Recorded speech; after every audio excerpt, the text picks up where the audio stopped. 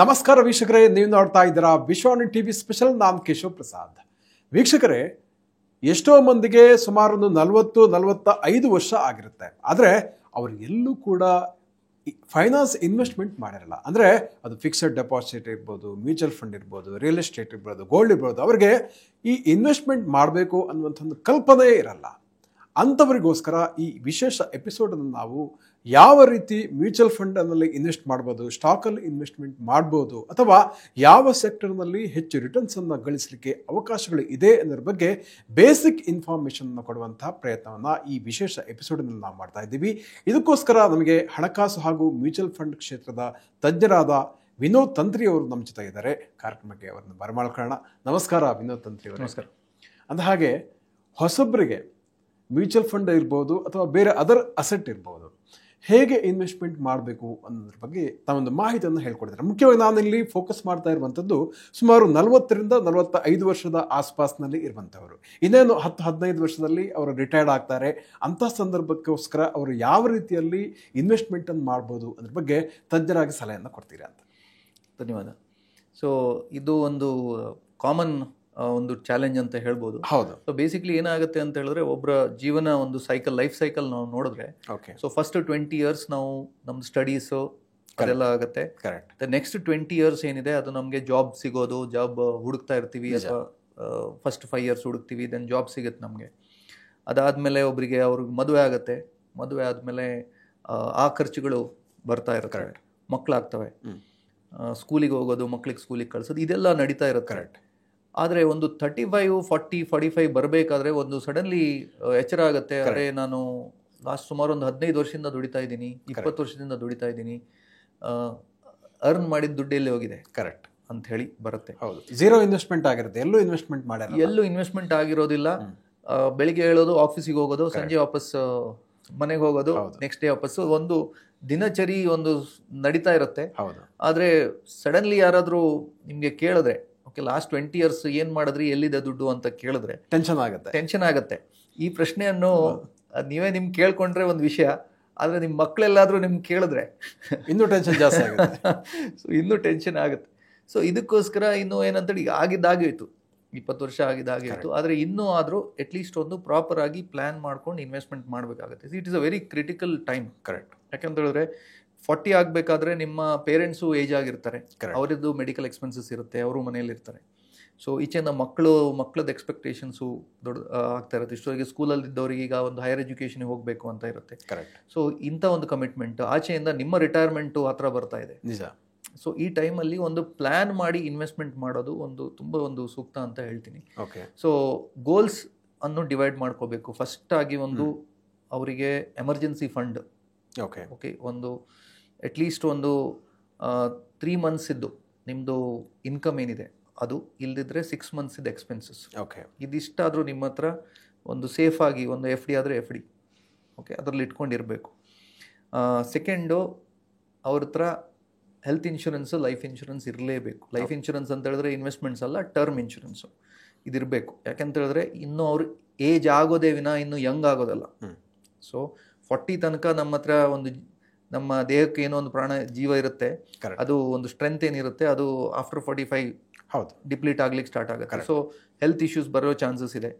ನೀವು ಸೇವ್ ಮಾಡಿದಿರಾದ್ರೂ ನಿಮ್ಮ ಹತ್ರ ಹೆಲ್ತ್ ಇನ್ಶೂರೆನ್ಸ್ ಇಲ್ಲ ಅಂತಾದರೆ, ನೀವು ಅದು ಒಟ್ಟು ಮಾಡಿರೋದು ಮೆಡಿಕಲಿಗೆ ಕೊಡ್ಲಿಕ್ಕೆ ಮಾತ್ರ. ಕರೆಕ್ಟ್. ಸೊ ಅದನ್ನು ಕರೆಕ್ಟಾಗಿ ಪ್ಲ್ಯಾನ್ ಮಾಡಬೇಕು. ಸೊ ಫಸ್ಟು ಏನು ಹೇಳ್ತಾರೆ, health insurance, term insurance, emergency fund, ಅದಾದ ಮೇಲೆ ಈ ಇನ್ವೆಸ್ಟ್ಮೆಂಟ್ ಕ್ಯಾಟಗರಿ ಓಪನ್ ಅಪ್ ಆಗುತ್ತೆ. Okay. So long term investments ಏನಿದೆ, ನಿಮ್ಮ ರಿಟೈರ್ಮೆಂಟ್ಗೋಸ್ಕರ ಏನು ಪ್ಲ್ಯಾನ್ ಮಾಡ್ತಾ ಇದ್ದೀರಿ, ಎನಿಥಿಂಗ್, ನೀವು 10 ವರ್ಷ ನಂತರ ಏನು ಬರುತ್ತೆ, ಗೋಲ್ಸ್ ಏನಿದೆ ನಿಮ್ಮದು, 10 ವರ್ಷ ನಂತರ ನಿಮಗೆ ಇನ್ನೊಂದು ಮನೆ ತಗೋಬೇಕು ಅಂತ ಇದೆಯಾ ಆದರೆ, ತಗೋಬಾರ್ದು ಬಟ್ ಇದೆಯಾ ಆದರೆ, ಅಥವಾ ಕಾರ್ ಚೇಂಜ್ ಮಾಡಬೇಕು ಅಂತ ಇದೆಯಾ ಆದರೆ, ಅಥವಾ ಒಂದು ರಿಟೈರ್ಮೆಂಟಿಗೆ ಒಂದು ನಂತರ ಫಂಡ್ ಬೇಕು ಅಂತ ಇದೆಯಾ ಆದರೆ, ಅವರು ಈ ಲಾಂಗ್ ಟರ್ಮ್ ಇನ್ವೆಸ್ಟ್ಮೆಂಟ್ಗಳನ್ನು ಸ್ವಲ್ಪ ಇಕ್ವಿಟಿ ಮ್ಯೂಚುವಲ್ ಫಂಡ್ಸು ಸೈಡ್ ಹಾಕಬೇಕು. ಓಕೆ. ಸೊ ಹೀಗೆ ಅವರು short term, mid term, long term ಹೀಗೆ ಪ್ಲ್ಯಾನ್ ಮಾಡಿಕೊಂಡು ಹೋಗಬೇಕು. ಅಂದರೆ ಈಕ್ವಿಟಿ ಮ್ಯೂಚುವಲ್ ಫಂಡ್ ಬೆಟರ್ ಅಂತ ಹೇಳ್ತೀರಾ ತಾವು? ಹೌದು. ಈಕ್ವಿಟಿ ಮ್ಯೂಚುವಲ್ ಫಂಡ್ಸ್ ನಾವೀಗ ಒಂದು ಸ್ಟಡಿ ಮಾಡಿದ್ವಿ, ಇದು ಮನಿ ಕಂಟ್ರೋಲಿಂದ ತೆಗೆದಿರೋ ಡಾಟಾ. ಓಕೆ. ಸೊ ನಾನು 2014 ಓಕೆ ಓಕೆ, ಅಥವಾ ಪ್ರತಿ ವರ್ಷ 2014 ಒಂದು ವರ್ಷ ಎವ್ರಿ ಇಯರ್ ನಾನು 1 ಲಕ್ಷ ರೂಪಾಯಿ ಜಾನ್ವರಿಯಲ್ಲಿ ಇಕ್ವಿಟಿ ಮ್ಯೂಚುವಲ್ ಫಂಡ್ಸಲ್ಲಿ ಹಾಕಿದ್ದೀನಿ ಅಥವಾ ಇಕ್ವಿಟಿ ಕ್ಯಾಟಗರಿಯಲ್ಲಿ ಒಂದು ಅಸೆಟ್ ಕ್ಲಾಸಲ್ಲಿ ಹಾಕಿದ್ದೀನಿ. ಆದರೆ ಅದು ಇಯರ್ ಎಂಡ್ ಆಗಬೇಕಾದ್ರೆ ಏನಾಗಿದೆ ಅಂತ ನಾವು ನೋಡಿದ್ರೆ, ಓಕೆ, ಸೊ ಜನರಲಿ ನಾವು ಮ್ಯೂಚುವಲ್ ಫಂಡ್ 1 ಇಯರ್ಗೆ ಸಜೆಸ್ಟ್ ಮಾಡೋದಿಲ್ಲ. ಬಟ್ ನಿಮ್ಮ ಪ್ರಶ್ನೆಗೆ ಇಕ್ವಿಟಿ ಯಾಕೆ ಅಥವಾ ಇಕ್ವಿಟಿ ಮ್ಯೂಚುವಲ್ ಫಂಡ್ಸ್ ಯಾಕೆ ಅಂತ ಕೇಳಿದ್ದಕ್ಕೆ ನಾನು ಹೇಳ್ತಾ ಇದ್ದೀನಿ. ಸೊ ಇಲ್ಲಿ ಡಾಟಾ ತೋರಿಸುತ್ತೆ. ಸೊ ಸುಮಾರು 2014 ನೋಡಿ 1 ಲಕ್ಷ ಹಾಕಿದ್ದು 1,39,000 ಆಗಿದೆ. ಅದೇ ನೀವು ನೋಡಿದ್ರೆ ಡೆಟ್ ಬಾಂಡ್ ಅಲ್ಲಿ ಏನಿದೆ ಅದು 1,14,000 ಇದೆ. ಗೋಲ್ಡ್ ಅಲ್ಲಿ 1,08,000 ರೂಪೀಸ್ ಆಗಿದೆ. ಅದೇ ರಿಯಲ್ ಎಸ್ಟೇಟ್ ಅಲ್ಲಿ 1,16,000 ರೂಪೀಸ್ ಆಗಿದೆ. ಓಕೆ, ಸೊ ಹೀಗೆ ನೀವು ಈ ಡಾಟಾ ನೋಡಿದ್ರೆ ಕ್ಲಿಯರಿಟಿ ಬರುತ್ತೆ ನಿಮಗೆ. Equity has given a higher returns. ಆದರೆ 2018 ನೋಡಿದ್ರೆ ನಿಮಗೆ ನೆಗೆಟಿವ್ ಹೋಗಿದೆ. ಓಕೆ, ಬಟ್ ನಾವೇನು ಹೇಳ್ತಾ ಇದ್ದೀವಿ, equity as a asset class short ಟರ್ಮಿಗೆ ಅಲ್ಲ, ಲಾಂಗ್ ಟರ್ಮಿಗೆ. ಸೊ ನಿಮ್ಮ ಲಾಂಗ್ ಟರ್ಮ್ ಅಲ್ಲಿ ನಿಮಗೆ ರಿಸ್ಕ್ ಏನಿದೆ ಅದು ಕಡಿಮೆ ತೋರಿಸುತ್ತೆ. ಓಕೆ, ಯಾಕಂದ್ರೆ ಓವರ್ ಆಲ್ ಮಾರ್ಕೆಟ್ ಮೇಲೆ ಹೋಗ್ತಾ ಇರೋದ್ರಿಂದ ಮಿಡ್ಲ್ ಅಲ್ಲಿ ಡಿಪ್ಸ್ ಇದ್ರೂ so it gives you a very good returns over a period of long term. So ನಿಮ್ಮ ಲಾಂಗ್ ಟರ್ಮ್ ಗೋಲ್ಸ್ ಏನಿದೆ ಅದು ಇಕ್ವಿಟಿಗೆ ಹೋಗಬೇಕು. ನಿಮ್ಮ ಶಾರ್ಟ್ ಟರ್ಮ್ ಏನಿದೆ ಅದು ನಿಮ್ದು ಫಿಕ್ಸ್ಡ್ ಡೆಪಾಸಿಟ್ ಇರ್ಬೋದು ಅಥವಾ ಶಾರ್ಟ್ ಟರ್ಮ್ ಬಾಂಡ್ಸ್ ಅಂತ ಇದೆ ಅಂತ ಫಂಡ್ಸಿಗೆ ಹೋಗ್ಬೋದು. ಸೊ ಈ ಒಂದು ಚಾರ್ಟ್ ಅಲ್ಲಿ ಏನು ತೋರಿಸ್ತೀವಿ ಅಂತ ಹೇಳಿದ್ರೆ ಇಕ್ವಿಟಿ, ಬಾಂಡ್ ಅಥವಾ ಡೆಟ್, ಗೋಲ್ಡ್ ಮತ್ತೆ ರಿಯಲ್ ಎಸ್ಟೇಟ್ ನೀವು ನೋಡಿದ್ರೆ equity has performed much better. So long ಟರ್ಮಿಗೆ ಬಹಳ ಒಳ್ಳೇದು ಅಂತ ಹೇಳ್ತೀರಾ? ಹಾಗೆ ಲಾಂಗ್ ಟರ್ಮಿಗೆ ಇಕ್ವಿಟಿ ಅಥವಾ ಇಕ್ವಿಟಿ ಮ್ಯೂಚುವಲ್ ಫಂಡ್ಸ್ ಹೇಳ್ತೀವಿ ನಾವು. ಇಕ್ವಿಟಿ ಅಂತ ಹೇಳಿದ್ರೆ ನೀವು ಯಾವುದೋ ಒಂದು ಶೇರ್ ತಗೊಂಡು ಅದನ್ನು 25 ವರ್ಷ ಇಟ್ಟರೆ ಎಲ್ಲ ಶೇರ್ಗಳು ಮೇಲೆ ಹೋಗ್ತಾವ ಅಂತ ಹೇಳೋದಿಲ್ಲ. ಬಟ್ ಈ ನೀವು ನಿಫ್ಟಿ ತಗೊಂಡ್ರೆ ಅಥವಾ ಒಂದು ಪೋರ್ಟ್ಫೋಲಿಯೋ ತಗೊಂಡ್ರೆ, ಓಕೆ, ಸೊ ಮ್ಯೂಚುವಲ್ ಫಂಡ್ಗಳಲ್ಲಿ ಒಂದು 60 ಸ್ಟಾಕ್ಸ್ಗಳು ಅಥವಾ 60 ಕಂಪನಿಗಳ ಸ್ಟಾಕ್ಸ್ಗಳು ಇರ್ತವೆ. ಸೊ ಅದು ಡೈವರ್ಸಿಫೈಡ್ ಆಗಿರೋದ್ರಿಂದ ನಿಮಗೆ ಒಂದು ಒಂದೇ ಇನ್ವೆಸ್ಟ್ಮೆಂಟ್ ಒಂದೇ ಕಂಪನಿಯಲ್ಲಿ ಇರೋದಿಲ್ಲ, ಡೈವರ್ಸಿಫೈಡ್ ಆಗಿರುತ್ತೆ. ಇದ್ರದ್ದು ರಿಸ್ಕ್ ಕಡಿಮೆ ಆಗಿರುತ್ತೆ, ರಿಸ್ಕ್ ಶೇರ್ ಆಗಿರುತ್ತೆ, ರಿಸ್ಕ್ ಶೇರ್ ಆಗಿ ಹೋಗುತ್ತೆ. ಕರೆಕ್ಟ್. ಓಕೆ, ಅಂದರೆ ಸರ್ ಈಗ ಈ ಈಕ್ವಿಟಿ ಮ್ಯೂಚುವಲ್ ಫಂಡ್ಗಳನ್ನು ಐಡೆಂಟಿಫೈ ಮಾಡೋದು ಹೇಗೆ? ಅಲ್ಲೂ ಕೂಡ ಸಾಕಷ್ಟು ಫಂಡ್ ಇರ್ಬೋದು ಅಲ್ವಾ? ಸೊ ಅಂಥ ಸಂದರ್ಭದಲ್ಲಿ ಅದನ್ನು ರಿಟರ್ನ್ಸ್ ನೋಡಿ ಸೆಲೆಕ್ಟ್ ಮಾಡ್ಬೋದಾ ಅಥವಾ ಬೇರೆ ಏನಾದರೂ ಪ್ಯಾರಾಮೀಟರ್ಸ್ ಇದೆಯಾ, ಹೇಗೆ? ಒಳ್ಳೆ ಪ್ರಶ್ನೆ ಕೇಳಿದ್ರಿ. ಸೊ ಡೆಫಿನೆಟ್ಲಿ ಈಗ ನೀವು ಮ್ಯೂಚುವಲ್ ಫಂಡ್ ಅಡ್ವರ್ಟೈಸ್ಮೆಂಟ್ ನೋಡಬೇಕಾದ್ರೆ ಅವ್ರು ಹೇಳ್ತಾರೆ ಪಾಸ್ಟ್ ಪರ್ಫಾರ್ಮೆನ್ಸ್ ನೋಡಿ ಇನ್ವೆಸ್ಟ್ಮೆಂಟ್ ಮಾಡಬೇಡಿ ಅಂತ ಹೇಳಿ. ಓಕೆ, ಸೊ ಫಾರ್ ಎಕ್ಸಾಂಪಲ್ ಈಗ ನಾವು ನೋಡಿದ್ರೆ ಇವತ್ತು ನಾನು ತೆಗೆದು ಲಾಸ್ಟ್ 4 ಇಯರ್ಸ್ 3 ಇಯರ್ಸ್ ರಿಟರ್ನ್ಸ್ ತೆಗೆದ್ರೆ ನಿಮಗೆ ಸೆಕ್ಟರ್ ಫಂಡ್ಸ್ ಅಂತ ಏನಿದೆ ಆ ಸೆಕ್ಟರ್ ಫಂಡ್ಸ್ಗಳು ತುಂಬ ಚೆನ್ನಾಗಿ ಪರ್ಫಾರ್ಮ್ ಮಾಡಿದ್ದಾರೆ. ಓಕೆ, ಸೊ 30% 35% ರಿಟರ್ನ್ ಕೊಟ್ಟಿದ್ದಾರೆ. ಓಕೆ, ಹಾಗಂತೇಳಿ ನಾನು ಇವತ್ತು ಸೆಕ್ಟರ್ ಫಂಡ್ಗಳಲ್ಲಿ ನನ್ನ ಹತ್ರ ಇರೋ ಇನ್ವೆಸ್ಟ್ಮೆಂಟಲ್ಲಿ 100% ತೆಗೆದು ಅದರಲ್ಲಿ ಹಾಕೋದು wealth management point of view, disciplinary point of view ಸರಿ ಆಗೋದಿಲ್ಲ. ಓಕೆ, ಸೊ ನಾವು ಡೈವರ್ಸಿಫೈ ಮಾಡಿ ಹಾಕಬೇಕು. ಸೊ ಜನರಲಿ ಈ ಮ್ಯೂಚುವಲ್ ಫಂಡ್ ಕ್ಯಾಟಗರಿಗಳಲ್ಲಿ large cap, mid cap, small cap ಅಂತ ಬೇಸಿಕ್ 3 ಕ್ಯಾಟಗರೀಸ್ ಇದೆ. ಓಕೆ, ಇದನ್ನು ಮಿಕ್ಸ್ ಮಾಡಿ ಒಂದೊಂದು ಸ್ಕೀಮ್ಸ್ಗಳಿದ್ದಾವೆ. ಲಾರ್ಜ್ ಆ್ಯಂಡ್ ಮಿಡ್ ಕ್ಯಾಪ್ ಅಂತ ಇದೆ, ಫ್ಲೆಕ್ಸಿ ಕ್ಯಾಪ್ ಅಂತ ಇದೆ, ಹಾಗಾದರೆ ಮಲ್ಟಿ ಕ್ಯಾಪ್ ಅಂತ ಇದೆ. ಲಾರ್ಜ್ ಆ್ಯಂಡ್ ಮಿಡ್ ಕ್ಯಾಪ್ ಅಂತ ಹೇಳಿದ್ರೆ ದೊಡ್ಡ ಕಂಪ್ನಿಗಳು ಮತ್ತು ಮಿಡ್ ಸೈಜ್ ಕಂಪ್ನಿಗಳದ್ದು ಒಂದು ಬಾಸ್ಕೆಟ್ ಅದು. ಓಕೆ, ಒಂದು ಸ್ಕೀಮ್ಸ್ಗಳು. ಹಾಗೆಯೇ ಮಲ್ಟಿ ಕ್ಯಾಪ್ ಅಂತ ಹೇಳಿದ್ರೆ ಲಾರ್ಜ್ ಕ್ಯಾಪಲ್ಲಿ 25%, ಮಿಡ್ ಕ್ಯಾಪಲ್ಲಿ 25%, ಸ್ಮಾಲ್ ಕ್ಯಾಪಲ್ಲಿ 25%, ಉಳಿದ 25% ಎಲ್ಲಿ ಬೇಕಾದ್ರೂ ಹಾಕ್ಕೋಬೋದು. ಇದೊಂದು ಕ್ಯಾಟಗರಿ ಇದೆ. ಫ್ಲೆಕ್ಸಿ ಕ್ಯಾಪಲ್ಲಿ ಸುಮಾರು 60, ಬೇಸಿಕ್ಲಿ ನೇಮ್ ಹೆಸರೇನಿದೆ ಫ್ಲೆಕ್ಸಿ ಕ್ಯಾಪ್, ಅವರು ಯಾವ ಸೆಕ್ಷನಿಗೂ ಹೋಗ್ಬೋದು, ಅಂದರೆ ಲಾರ್ಜ್ ಮಿಡ್ ಕ್ಯಾಪ್ ಸ್ಮಾಲ್ ಕ್ಯಾಪಲ್ಲಿ ಎಲ್ಲೂ ಬೇಕಾದ್ರೂ ಹೋಗ್ಬೋದು.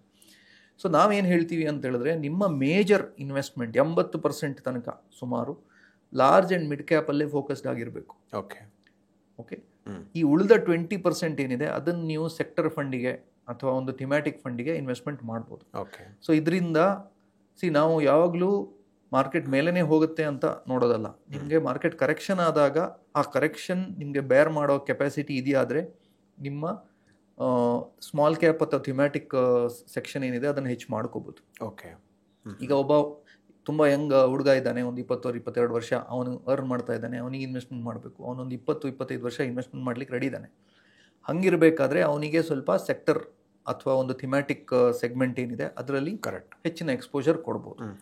ಆದರೆ 45 ಇಯರ್ಸ್ ಇದ್ದವರಿಗೆ ಓಕೆ, ಇವರು ಹೆಚ್ಚಿದ್ದು ಫ್ಲೆಕ್ಸಿ ಕ್ಯಾಪು, ಓಕೆ, ಮತ್ತು large and mid cap. Okay, ಈ ಸೆಗ್ಮೆಂಟಲ್ಲಿ ಹೋಗೋದು. ಲಾರ್ಜ್ ಕ್ಯಾಪ್ ಅಥವಾ ಮಿಡ್ ಕ್ಯಾಪ್ ಇಂಥ ಒಂದು ಸೆಗ್ಮೆಂಟಲ್ಲಿ ಹೆಚ್ಚಿನ ಇನ್ವೆಸ್ಟ್ಮೆಂಟ್ ಇರೋದು ಒಳ್ಳೆಯದು. ಯಾಕಂದರೆ ವೊಲಟಾಲಿಟಿ ಅಂತ ಏನು ಹೇಳ್ತೀವಿ, ಅಪ್ ಆ್ಯಂಡ್ ಡೌನ್ಸ್ ಏನಿರುತ್ತೆ ಅದು ಕಂಪ್ಯಾರಿಟಿವ್ಲಿ ಕಡಿಮೆ ಇರುತ್ತೆ.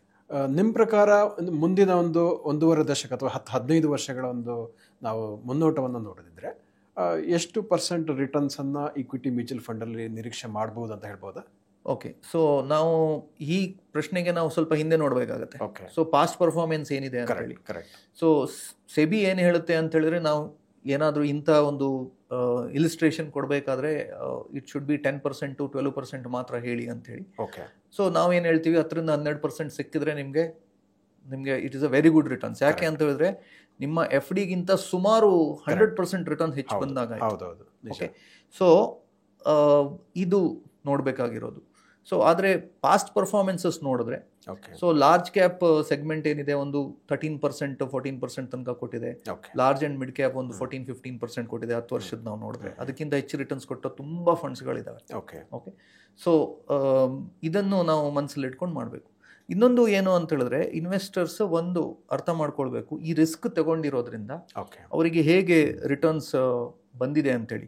ಅಂದರೆ ನಮಗೆ ಒಂದು ಕಾನ್ಸೆಪ್ಟ್ ಜನರಿಗೆ ಈಸಿಲಿ ಅರ್ಥ ಆಗೋದೇನು ಅಂತ ಹೇಳಿದ್ರೆ, ಡಬಲ್ ಆಗ್ಲಿಕ್ಕೆ ಎಷ್ಟು ಟೈಮ್ ಬೇಕು ಅಂತ ಹೇಳಿ. ಓಕೆ, ಸೊ ನಾನು ಇಲ್ಲೊಂದು ಚಾರ್ಟ್ ತೋರಿಸ್ತಾ ಇದ್ದೀನಿ. ಇದು ತೋರಿಸುತ್ತೆ ನಿಮಗೆ ರಿಟರ್ನ್ಸ್ ಏನಿದೆ. ಸಪೋಸ್ ನೀವು SBI ಅಕೌಂಟಲ್ಲಿ ಆಗ್ತಾ ಇದ್ದೀರಿ, 4% to 5%, 4% ರಿಟರ್ನ್ ಬರ್ತಾ ಇದೆ. ಸೊ 3 to 4% ರಿಟರ್ನ್ ಬಂದರೆ ನಿಮ್ಮ ದುಡ್ಡು ಡಬಲ್ ಆಗ್ಲಿಕ್ಕೆ 18 ವರ್ಷ ಬೇಕು. ಓಕೆ, ಅದೇ ನೀವು FD ಅಲ್ಲಿ ಹಾಕ್ತಾ ಇದ್ದೀನಿ ಆದರೆ ನಿಮಗೆ ಸುಮಾರು 10-12 ವರ್ಷ ನಿಮ್ಮ ದುಡ್ಡು ಡಬಲ್ ಆಗಲಿಕ್ಕೆ ಬೇಕಾಗುತ್ತೆ. ನಿಮ್ಮ ರಿಟರ್ನ್ಸ್ 11% ಬರ್ತಾ ಇದೆ ಅಂದರೆ ನಿಮಗೆ ದುಡ್ಡು 6 to 7 years ಅಲ್ಲಿ ಡಬಲ್ ಆಗುತ್ತೆ. ಓಕೆ, ಸೊ ಜಸ್ಟ್ ನೋಡಿ, ಇಲ್ಲಿ 6%ಗೂ ನಿಮ್ಮ 11%ಗೂ ಇರೋ ಡಿಫರೆನ್ಸು ಕೇವಲ 5%. ಹೌದು. ಓಕೆ, ಆದರೆ ಇಲ್ಲಿ ಇದರಿಂದ ನಿಮಗೆ ಸುಮಾರು 50% ಟೈಮ್ ಉಳಿತು. ಇಲ್ಲಿ 6 years ಅಲ್ಲಿ ಡಬಲ್ ಆಗ್ತಾ ಇದೆ, ಅಲ್ಲಿ 12 ವರ್ಷ ಬೇಕು. ಕರೆಕ್ಟ್. ಓಕೆ, ಸೊ ಎಲ್ಲಾದರೂ there is any fund, index funds ನೀವು ನೋಡಿದ್ರೆ ಸುಮಾರು 14% ತನಕ ರಿಟರ್ನ್ಸ್ ಕೊಟ್ಟಿದೆ. ನಾನು ಫಸ್ಟ್ ಹೇಳಿರೋದು ನಿಮಗೆ ಸೇವಿಂಗ್ಸ್ ಮಾಡಿ ನೀವು SBI ಅಕೌಂಟಲ್ಲಿ ಇಡ್ತಾ ಇದ್ದೀರಾ. Second FD returns 6 to 7%. Third gold returns ಸುಮಾರು 7 to 8%. ಈಗ ಲಾಸ್ಟ್ 3 months ಅಲ್ಲಿ ಮೇಲೆ ಹೋಗಿದೆ, ಅದು ವಿಷಯ ಬೇರೆ. ಅವರೇಜ್ ರಿಟರ್ನ್ಸ್ ತಗೊಂಡ್ರೆ 7 to 8% ಕೊಟ್ಟಿದೆ. ಗೋಲ್ಡ್ ಅಲ್ಲಿ ನಿಮ್ಮ ದುಡ್ಡು 9-10 ವರ್ಷದಲ್ಲಿ ಡಬಲ್ ಆಗುತ್ತೆ. ಗೋಲ್ಡ್ ಅಲ್ಲಿ. ಮತ್ತೆ ಇನ್ನೊಂದು ಇಂಡೆಕ್ಸ್ ಫಂಡ್ಸ್ಗಳಲ್ಲಿ ಸುಮಾರು 5-6 ಫಂಡ್ಸ್ಗಳ ವರ್ಷಕ್ಕೆ ಡಬಲ್ ಆಗಿದೆ. 14% ರಿಟರ್ನ್ ಹಿಡಿದ್ರೆ. ಸ್ಮಾಲ್ ಕ್ಯಾಪ್ಸ್ ಹೈ ರಿಸ್ಕ್ ಬಂದಿದೆ. ಎವ್ರಿ 4 years ಡಬಲ್ ಆಗುತ್ತೆ ಅಂತ ಹೇಳ್ತಾ ಇಲ್ಲ ನಾನು, ಆದರೆ ಎವರೇಜ್ ಏನಿದೆ ಅದು 4 years ಅಲ್ಲಿ ಡಬಲ್ ಆಗಿದೆ. ಮಿಡ್ ಕ್ಯಾಪ್ ಫಂಡ್ಸ್ಗಳು ಎಕ್ಸ್ಟ್ರಾರ್ಡಿನರಿ ರಿಟರ್ನ್ಸ್ ಕೊಟ್ಟಿದ್ದಾವೆ. ಎವರೇಜ್ ರಿಟರ್ನ್ ನಾವು ತೆಗೆದ್ರೆ ಸೊ ಸುಮಾರು 21% ತನಕ ರಿಟರ್ನ್ಸ್ ಬಂದಿದೆ ಅಂತ ಚಾರ್ಟ್ಸ್ ಹೇಳುತ್ತೆ. ನಿಫ್ಟಿ ರಿಟರ್ನ್ಸ್ ನಾನು ತೆಗೆದ್ರೆ ಸೊ 3.5 years ಅಲ್ಲಿ ಡಬಲ್ ಆಗಿದೆ. ಓಕೆ, ಆದರೆ ಏನು ರಿಟರ್ನ್ಸ್ ಇದೆ ಅಷ್ಟೇ ರಿಸ್ಕ್ ಇರುತ್ತೆ. ಸೊ ಡೈವರ್ಸಿಫೈ ಮಾಡಿ. ನೀವು ಪ್ಲಾನ್ ಮಾಡಬೇಕಾದ್ರೆ 3.5 ವರ್ಷದಲ್ಲಿ ಡಬಲ್ ಆಗುತ್ತೆ ಅಂತ ಎಣಿಸಿ ಇನ್ವೆಸ್ಟ್ಮೆಂಟ್ ಮಾಡಬೇಡಿ. ನೀವು ಇನ್ವೆಸ್ಟ್ಮೆಂಟ್ ಮಾಡಬೇಕಾದ್ರೆ 10-12 ವರ್ಷ ಇನ್ವೆಸ್ಟ್ಮೆಂಟ್ ತಗೊಂಡು ಮಾಡಿ. ಸೊ ಅದ್ರದ್ದು ಎವರೇಜ್ ಇಲ್ಲಿ ತೋರಿಸ್ತಾ ಇರೋದು. ಇದು 3 ವರ್ಷ ಹಾಕಿದ್ರೆ ಡಬಲ್ ಆಗುತ್ತೆ ಅಥವಾ ಮ್ಯೂಚುವಲ್ ಫಂಡ್ಗಳು ಯಾವುದು ಗ್ಯಾರಂಟಿ ರಿಟರ್ನ್ ಕೊಡೋದಿಲ್ಲ. ಸೊ ನಾವಿಲ್ಲಿ ಯಾವುದೇ ಒಂದು ಅಡ್ವೈಸ್ ಮಾಡ್ತಾ ಇಲ್ಲ, ಆದರೆ ಇದು ಎಜುಕೇಷನ್ ಪರ್ಪಸ್ ಆಗಿ ಹೇಳ್ತಾ ಇದ್ದೀವಿ. ನೀವು ಇನ್ವೆಸ್ಟ್ಮೆಂಟ್ ಮಾಡಬೇಕಾದ್ರೆ ನಾನು ವ್ಯೂವರ್ಸಿಗೆ ಹೇಳೋದು, ನೀವು ನಿಮ್ಮ ಅಡ್ವೈಸರ್ಸ್ ಹತ್ರ ಕೂತ್ಕೊಂಡು, ನಿಮ್ಮ ಡಿಸ್ಟ್ರಿಬ್ಯೂಟರ್ಸ್ ಹತ್ರ ಕೂತ್ಕೊಂಡು ಡಿಸ್ಕಸ್ ಮಾಡಿ ನಿಮ್ಮ ಒಂದು ರಿಸ್ಕ್ ಪ್ರೊಫೈಲಿಂಗ್ ಅರ್ಥ ಮಾಡಿಕೊಂಡು ಅದ್ರ ಮೇಲೆ ಇನ್ವೆಸ್ಟ್ಮೆಂಟ್ ಮಾಡಿ. ಸರ್, ಹಾಗಿದ್ರೆ 45 ವರ್ಷಕ್ಕೆ ಯಾವುದೇ ಇನ್ವೆಸ್ಟ್ಮೆಂಟ್ ಮಾಡಿರಲ್ಲ ಅಂಥ ಒಬ್ಬ ವ್ಯಕ್ತಿ ರಿಟೈರ್ಡ್ ಆಗುವ ಏಜ್ಗೆ ಅಂದರೆ 60 ವರ್ಷಕ್ಕೆ ಇನ್ನು ಮುಂದಿನ 15 ವರ್ಷಗಳ ಅವಧಿಯಲ್ಲಿ ಅವ್ರು 1 ಕೋಟಿ ಸಂಪಾದನೆ ಮಾಡಬೇಕು ಅಂತ ಇದ್ರೆ ಏನು ಮಾಡಬೇಕು? ಅದೇ 1 ಕೋಟಿ ಅಂತ ಹೇಳೋದು ಒಂದು ಏನಂದ್ರೆ ಒಂದು ಭ್ರಮೆ, ಒಂದು ನಮ್ಗೆ ಒಂದು ತುಂಬಾ ಖುಷಿ. ಹೌದು, ಕೋಟ್ಯಾಧಿಪತಿ ಅಂತೇಳಿ. ಸೊ ಈಗ ಏನಂತ ಹೇಳಿದ್ರೆ ಒಂದು ಥಂಬ್ ರೂಲ್ ಇದೆ ಸರ್. ಥಂಬ್ ರೂಲ್ ಏನು ಅಂತ ಹೇಳಿದ್ರೆ 15x15x15 ಅಂತ ಹೇಳಿ. ಓಕೆ, ಇದೇನು ಅಂತ ಹೇಳಿದ್ರೆ 15 ವರ್ಷಕ್ಕೆ 15% ರಿಟರ್ನ್ ಬಂದ್ರೆ 15,000 ರೂಪಾಯಿ ನೀವು ಇನ್ವೆಸ್ಟ್ಮೆಂಟ್ ಮಾಡಿದ್ರೆ ಓಕೆ, ಸೊ ಈ ಕ್ಯಾಲ್ಕುಲೇಷನ್ ನೀವು ಮಾಡಿದ್ರೆ ಸೊ ಇಟ್ ಸೇಸ್ 1 ಕೋಟಿ ರೂಪಾಯಿ ನಿಮಗೆ ಬರುತ್ತೆ ಅಂತ. ಸೊ ಸ್ಪೆಷಲಿ 45 ಇದ್ದವರಿಗೆ 15 ವರ್ಷ ಇನ್ನು ಟೈಮ್ ಇದೆ. ಒಂದು 15,000 ರೂಪಾಯಿ ಇನ್ವೆಸ್ಟ್ಮೆಂಟ್ ಮಾಡಿದ್ರೆ ತಿಂಗಳಿಗೆ ಮಾಡಿ ಬಿಟ್ಬಿಡ್ಬೇಕು. ಓಕೆ, 15 ವರ್ಷಕ್ಕೆ. ಸೊ ಸೇ ಎಕ್ಸ್ಪೆಕ್ಟೆಡ್ ರಿಟರ್ನ್ ಒಂದು 15% ಬಂತು ಅಂತ ಆದರೆ okay, it will be approximately 1 ಕೋಟಿ. 12% ಬಂದರೆ ಒಂದು ಕಡಿಮೆ ಆಗ್ಬೋದು. ಆದರೆ ಇಲ್ಲಿ ಒಂದು ಮ್ಯಾಜಿಕ್ ಏನು ಅಂತ ಹೇಳಿದ್ರೆ, ಈ 40 ವರ್ಷ ಅಂತ ಎಣಿಸ್ಕೊಳ್ಳಿ ಒಬ್ರಿಗೆ, 45 ಅಲ್ಲ 40 ವರ್ಷ. ಆ 40 ವರ್ಷಕ್ಕೆ 15x20 ಅಂದರೆ 15,000 ಹಾಕ್ತಾರೆ, 20 ವರ್ಷಕ್ಕೆ ಹಾಕ್ತಾರೆ. ಓಕೆ, ಎಕ್ಸ್ಪೆಕ್ಟೆಡ್ ರಿಟರ್ನ್ 15% ಅಂತ ಎಣಿಸ್ಕೊಳ್ಳೋಣ. ಓಕೆ. ಮಾಡಿದ್ರೆ ಈ ನಾನು ಫಸ್ಟ್ ಹೇಳಿದ್ದು 1 ಕೋಟಿ, ಹೌದು, ಇವರು 5 ವರ್ಷ ಎಕ್ಸ್ಟ್ರಾ ಇನ್ವೆಸ್ಟ್ಮೆಂಟ್ ಮಾಡಿದ್ರೆ ಈ ದುಡ್ಡು ಏನಿದೆ 2 ಕೋಟಿ ಆಗುತ್ತೆ. 2 ಕೋಟಿ 2 ಕೋಟಿ ಆಗುತ್ತೆ. ಸೊ 15 into 20 years into 15,000 ಮಾಡಿದ್ರೆ ಅದು 2 ಕೋಟಿ ಆಗುತ್ತೆ. ಇದು power of compounding. Okay. So ನಿಮ್ಮ ಕೋಟಿ ಪ್ರಶ್ನೆಗೆ ಕೋಟಿ ಆನ್ಸರ್. ಖಂಡಿತ. ನನಗೆ ಇವಾಗ ಒಂದು ನೆನಪಾಗ್ತಾ ಇದೆ, ಆಲ್ಬರ್ಟ್ ಐನ್ಸ್ಟೀನ್ ಒಂದು ಮಾತು ಹೇಳಿದ್ರಂತೆ, ಒಂದು 7th wonder of 8th wonder of world ಅಂತ, ಈ ಕಾಂಪೌಂಡಿಂಗ್ ಇಂಟ್ರೆಸ್ಟ್ ಅನ್ನ. ಸೊ ಅದು ಬಹಳ ಎಫೆಕ್ಟಿವ್ ಆಗುತ್ತೆ ಅಂತ ತಾವು ಹೇಳ್ತೀರಿ. ಹೌದು ಹೌದು. ಸೊ ಪೇಷನ್ಸ್ ಪೇಸ್, ಒಂದು ಡಿಸಿಪ್ಲಿನ್ ಪೇಸ್. ಓಕೆ. ಸೊ ಡಿಸಿಪ್ಲಿನಲ್ಲಿ ವೆಯ್ಟ್ ಮಾಡಬೇಕು, ಮಾರ್ಕೆಟ್ ಬಿದ್ದಾಗ ಹೆದರ್ಕೊಳ್ಬಾರ್ದು, ಕಂಟಿನ್ಯೂ ಮಾಡ್ಕೊಂಡು ಹೋಗಬೇಕು. So that is what is the logic of the entire story. ನೋಡಿ ವೀಕ್ಷಕರೇ, 15 ವರ್ಷದಲ್ಲಿ 15% ರಿಟರ್ನ್ ಸಿಕ್ಕಿದ್ರೆ ತಿಂಗಳಿಗೆ 15,000 ರೂಪಾಯಿ ಇನ್ವೆಸ್ಟ್ಮೆಂಟ್ ಮಾಡ್ತಾ ಹೋದರೆ 1 ಕೋಟಿ ರೂಪಾಯಿನ ಹೇಗೆ ಗಳಿಸ್ಬೋದು ಅನ್ನೋದ್ರ ಬಗ್ಗೆ ವಿನೋದ್ ತಂತ್ರಿಯವರು ಬಹಳ ಉಪಯುಕ್ತವಾದ ಸಲಹೆಯನ್ನು ನಮಗೆ ಕೊಟ್ಟಿದ್ದಾರೆ. ವೀಕ್ಷಕರಿಗೆ ಇಂಥ ಉಪಯುಕ್ತವಾದ ಒಂದು ಮಾಹಿತಿಯನ್ನು ಕೊಟ್ಟಿದ್ದಕ್ಕೆ ಧನ್ಯವಾದಗಳು ಸರ್. ಧನ್ಯವಾದ. ವೀಕ್ಷಕರೇ, ಇಂತಹ ಮತ್ತಷ್ಟು ಉಪಯುಕ್ತ ಮಾಹಿತಿಗಳಿಗೋಸ್ಕರ ವಿಶ್ವವಾಣಿ ಟಿವಿ ಸ್ಪೆಷಲ್ ಯೂಟ್ಯೂಬ್ ಚಾನಲನ್ನು ವೀಕ್ಷಿಸಿ ಹಾಗೂ ಸಬ್ಸ್ಕ್ರೈಬ್ ಮಾಡಿ. ವಂದನೆಗಳು.